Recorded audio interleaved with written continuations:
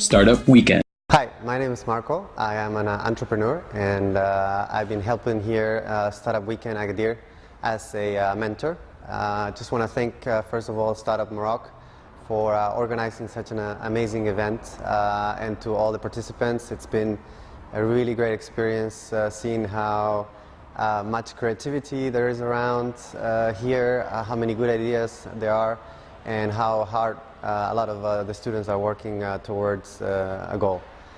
I think in general it's been a great experience for me, my first startup weekend.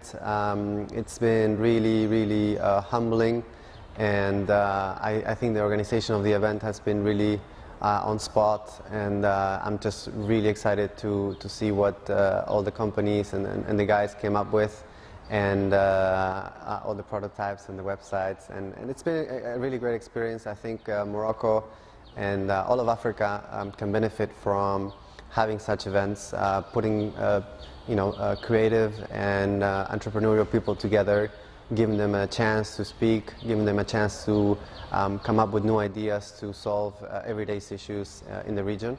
And that's been really an amazing experience in general, understanding what kind of problems are in the society, in the country, and what kind of solutions, more importantly, can be put forward to help solve some of the world's problems.